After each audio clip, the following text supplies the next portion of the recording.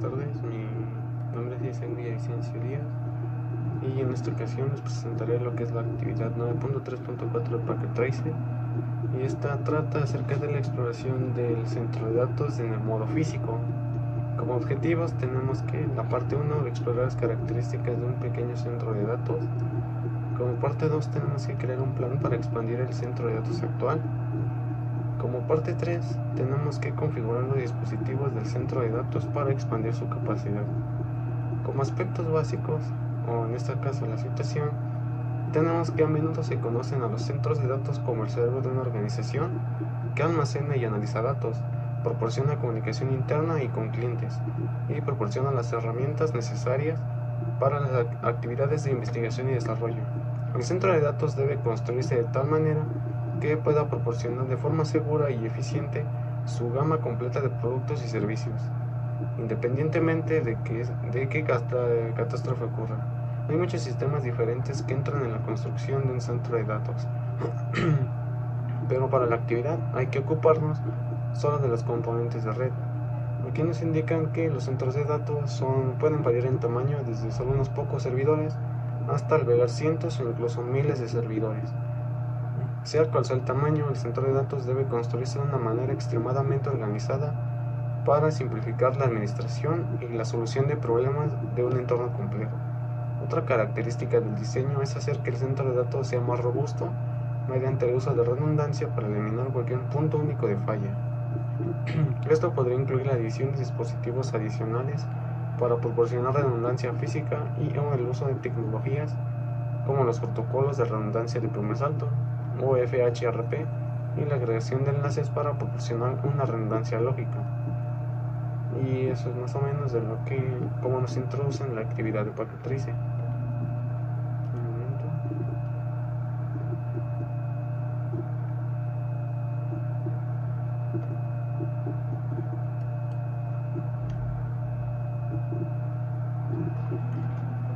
Ok, si aquí se contempla que la actividad está al 100%, es que tuve que hacer por aparte esta actividad debido a que mi computadora no tiene los recursos necesarios en este caso para las actividades gráficas de Packet Tracer, y además de estar grabando al mismo tiempo, ya que me producen errores y no me deja avanzar. Así que por lo tanto antes de grabar realicé la actividad conforme fui leyendo las instrucciones. Además, en un archivo TXT que está en esta parte, se contesté las preguntas que Packet Tracer proporcionaba aquí en la actividad. Bueno, aquí en base a las preguntas, aquí nos preguntan que cómo se nombran los dispositivos en los centros de datos. Bueno, aquí prácticamente se nombraron a los dispositivos como DS1, RC, RC5, porque cada uno de esos componentes se conectó al rack 5 y cada uno correspondiente al switch A o switch B. De que nos preguntan cómo se abordan los dispositivos en los centros de datos. Ok, como aquí lo tenemos, en los centros de datos, bueno, prácticamente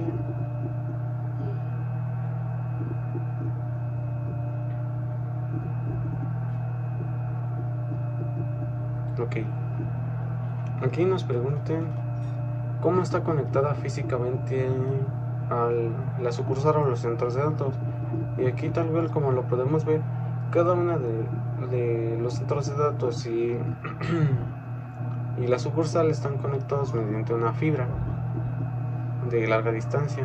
Ya checando aquí, más o menos rondan entre los 6.3 y 4.3 kilómetros de largo, tal como aquí lo señala la gran topología. Y después aquí nos preguntan qué configuración lógica de la sucursal proporciona la redundancia. Ok, aquí se proporciona la redundancia con unas rutas estáticas al centro de datos. Después aquí nos preguntan que cómo se conecta el centro de datos 1 al centro de datos 2. Ok, alejamos un poco la imagen.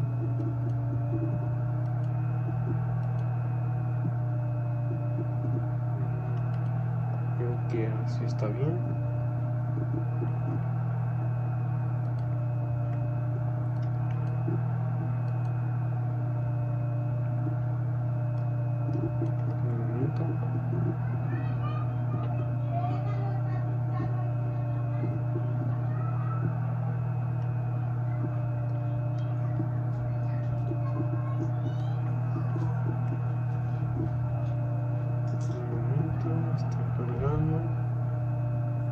Bueno, en lo que nos carga esta pequeña, la topología, estos centros de datos están conectados mediante enlaces de fibra redundantes desde el CD1 que está aquí, que se conecta con el centro de datos A que está de esta parte, nada más que no se logra apreciar, y así pasa lo mismo con el centro de datos 1B. Después, ¿cómo se organizan físicamente los dispositivos del centro de datos 1? Ok, este se encuentra prácticamente, tiene una estructura de tal manera que si alguna red redundante falla, esta máquina tenga otra de respaldo para el correcto funcionamiento. Después aquí nos preguntan que si difiere el diseño del equipo del centro de datos 2 al centro de datos 1, y prácticamente no hay ninguna diferencia entre cada uno de ellos. Después aquí nos preguntan que por qué es importante la organización física de los dispositivos del centro de datos, ya que una manera clara y visible de organización entre cada una de las conexiones y componentes, esta nos ayuda a identificar más rápido en dónde está fallando y en qué parte, debido a que si no hay un orden o etcétera, prácticamente será un más difícil de notarlo físicamente. Bueno, aquí tal cual en el paso 2 tenemos que explorar las convenciones de nomenclatura y el direccionamiento tanto en el centro de datos 1 como en el centro de datos 2. Y tenemos de nuevo otras preguntas. Aquí, ¿cómo se nombran los dispositivos en los centros de datos? Ok. Aquí, prácticamente lo que yo respondo es que su nombre es influido por un rol y un lugar físico dentro del centro de datos. Después aquí nos preguntan de cómo se abordan los dispositivos en los centros de datos. Prácticamente su dirección IP se basa en la opción física de los dispositivos. Y además aquí nos preguntan por qué es importante la asignación de nombres y direcciones de los dispositivos del centro de datos. Tienen la misma flexibilidad en la resolución de problemas. Pasamos a esta parte 3, que es la exploración de la tecnología redundante de la capa 2 del centro de datos. Aquí nos piden examinar el conmutador ADC1R0 y el conmutador BDC1R0. En este caso, aquí nos dicen que, un momento, vamos al centro de datos 1.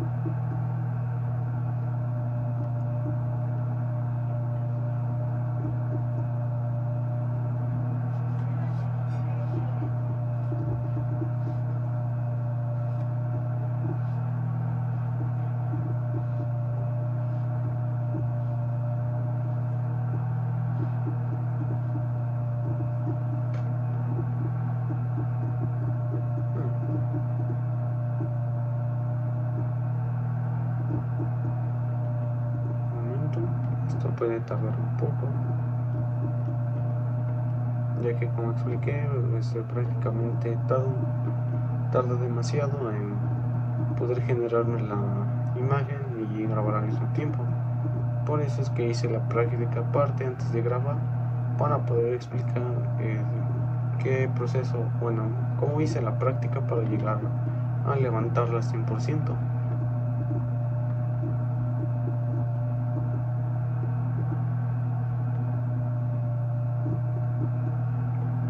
Un momento, por favor.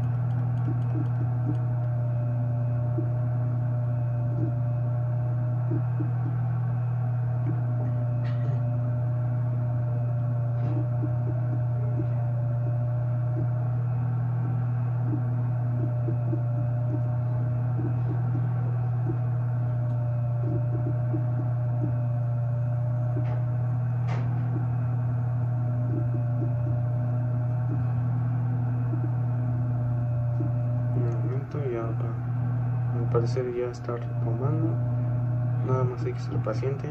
Ok, aquí tal cual nos aparece cada uno de los 5 ranks, además de que tal vez no se aprecie, pero de este lado están los conmutadores maestros del switch A y switch B, y aquí están cada una de las conexiones, nada más que en lo que carga van a ir saliendo. Por lo tanto, en lo que nos carga esta parte, aquí también nos hacen una serie de preguntas acerca de eso.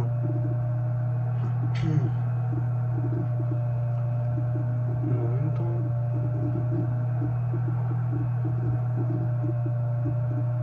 Ok.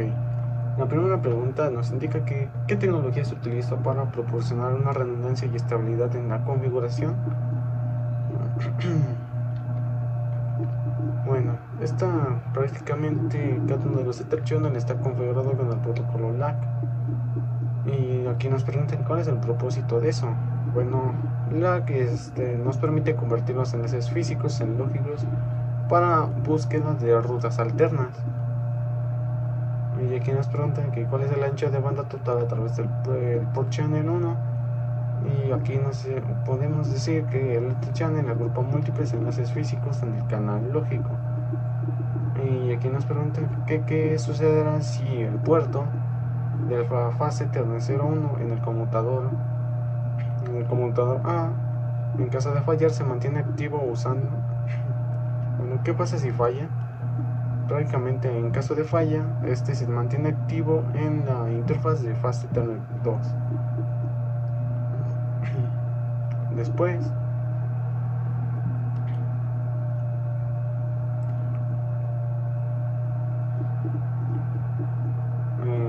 aquí también nos preguntan qué tecnología se usan para proporcionar para proporcionar la redundancia y estabilidad en la configuración. Prácticamente, como lo vimos al principio, es el HSRP, y el propósito de este es que tiene tolerancia a fallas por parte de la infraestructura física, proporcionando puertas de enlace cada uno. Aquí también nos pregunta ¿qué enrutador o interfaz utilizarán como puerta de enlace predeterminada? Prácticamente más adelante se verá una tabla de direcciones en la cual se asignan cada una de las direcciones IP con puertas de enlace predeterminadas y cada una de las direcciones DNS, y por lo tanto, por defecto tenemos que poner que 172.16.0.254. Bueno, y al parecer nos cargó este diagrama, este gráfico en el cual están varias, y estos son los switches maestros de A y B correspondientes. Un momento. Bueno, sigamos con las preguntas. Aquí, ¿qué enrutador e interfaz utilizarán como puerta de enlace predeterminada? Bueno, sí, lo respondimos. Aquí también, ¿qué enrutador e interfaz utilizarán como puerta de enlace predeterminada? Y esto tal cual ahorita lo respondemos. Aquí nos preguntan que qué nuevos enrutadores se requieren. Aquí a estos se les tiene que asignar un nombre de DC1RS Switch A, y por su parte para el Switch B RS es porque pertenecen al rack tal, y cada uno de ellos se encuentran conectados a sus respectivos switches maestros, que como lo venimos mencionando, estos son los switches maestros A, este es para A y este es para B. Ok. Después aquí nos preguntan cómo se conectan los conmutadores R5 a los conmutadores R0. Por R0 nos referimos al rack 0, y el R5 nos referimos por el rack 5, donde están todas las conexiones de nuestros servidores y los dos conmutadores que nos pidieron que instaláramos al principio. Y esto, el switch A y el switch B están conectados a los puertos de las interfaces FASETA en el 023 y FASETA en el 024 del switch maestro de C1, así como para el switch B las interfaces FASETA en el 01 y FASETA en el 02 están conectados a las interfaces FASETA en el 23 y FASETA en el 24. Aquí nos pregunta que cuántos servidores se deben de agregar al RAS5, y a estos se deben agregar 6 servidores en total, además de que la IP deberá estar configurada como lo dijimos al principio, como 172. Tal, ya sea del 51 al 56, etc. Como default debe estar de esta manera: 172.16.0.254, así como su dirección DNS como 172.16.1. Y aquí nos preguntan cómo debe desconectarse los servidores a la red. Estos deben de estar como Bastito 5 y ese como servidor del 1 al 6. Aquí, ¿cómo cambiaré la información anterior para agregar un nuevo rack a DC2? Y prácticamente aquí se tendría que cambiar a 172.30.rs.1.16 con una puerta de enlace predeterminada como 172.30.0.254 y 10.30 RS 1.16.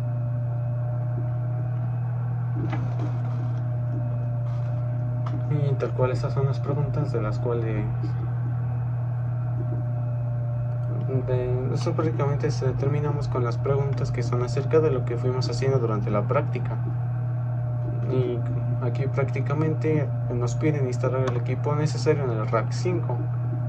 En este caso nos desplazamos de hasta este lado. Un momento. Vamos a dirigirnos al rack 5. Un momento.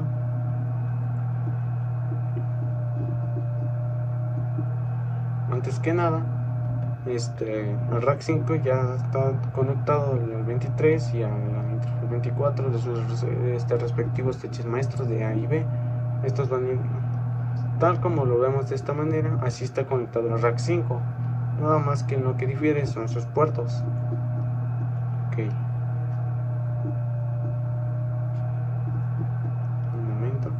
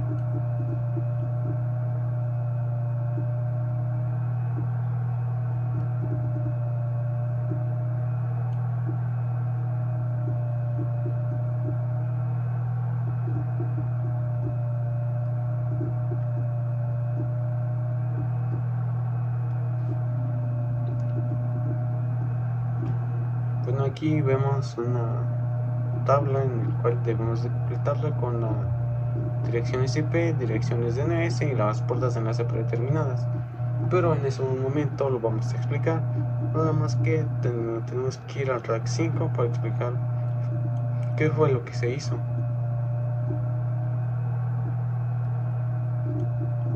Un momento, por favor. Ya vamos a llegar a lo que es el rack 5.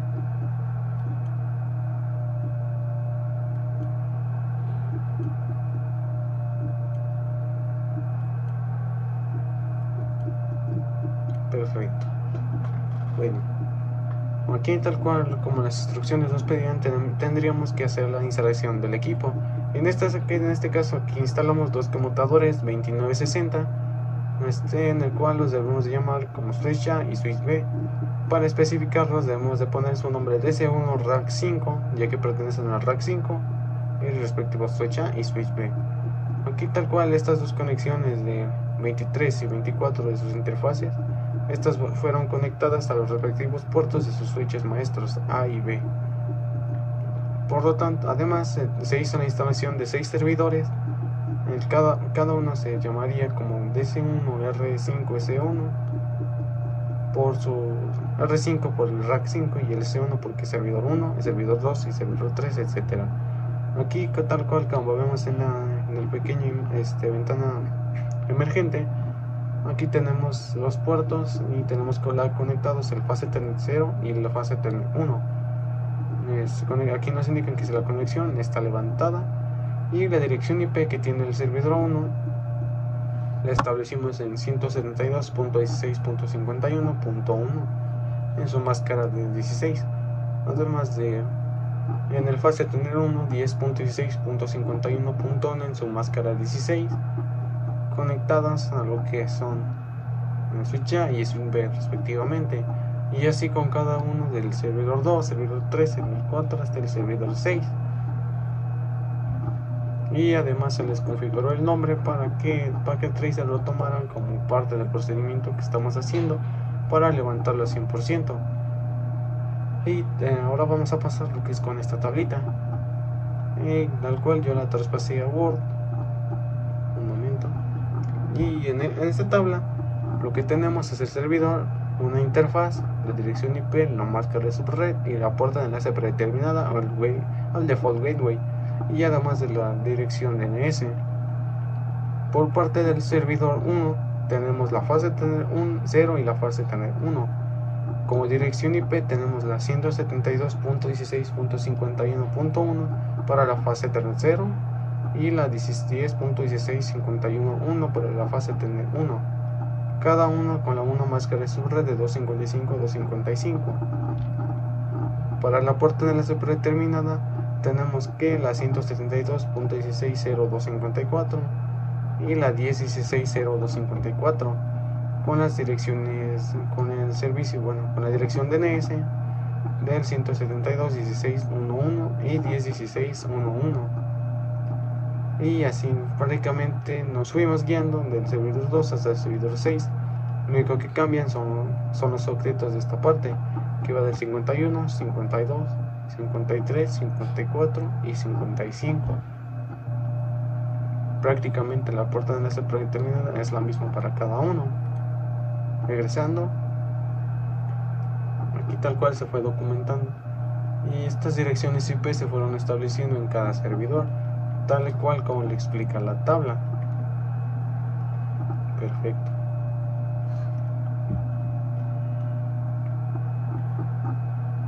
Así que prácticamente de esta manera se fueron conectando la fase Ethernet 0 y la fase Ethernet 1 a cada uno de los switches de A y B respectivamente. Están conectados de esta manera. Para la parte de arriba es la conexión del switch A y la parte de abajo es el switch B. Un momento. Bueno, al último prácticamente, se configuró lo que es los enlaces troncales para cada uno a través del comando switch por Motron, y estableciendo la vila nativa 99 para cada uno. Y eso es prácticamente lo que se configuró, además de establecerles un grupo, un channel group, ya sea 1 o 6, y sus respectivos modos activos y pasivos. tal cual son una serie de preguntas que anteriormente se les fue explicando. Y aquí prácticamente en el paso 5 se configuró el protocolo LAC entre el conmutador maestro ADC1 y el conmutador A para el RAC 5, que es esta parte de aquí, en el cual mediante estos comandos tal cual ingresamos a la interfaz con un interfaz de range para que abarque la fase TNT0, la fase TNT1 hasta la 2, y estableciendo con un enlace troncal gracias al switch por mode trunk. Y aquí establecemos lo que es la VLAN nativa en 99, estableciendo en este caso para el DC1 el channel 1 en su modo pasivo. Este es el que no va a negociar para nada. Y tal cual aquí en el paso 6 aquí repetir lo anterior para agregar estos puertos, tal cual para el switch B.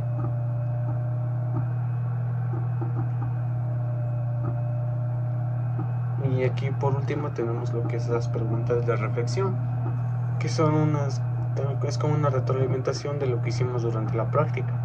Aquí nos preguntan qué es un centro de datos. Prácticamente es en el cual se encuentran varios equipos conectados, y estos son los que nos ayudan a proporcionar información entre la sucursal y sus respectivos centros de datos.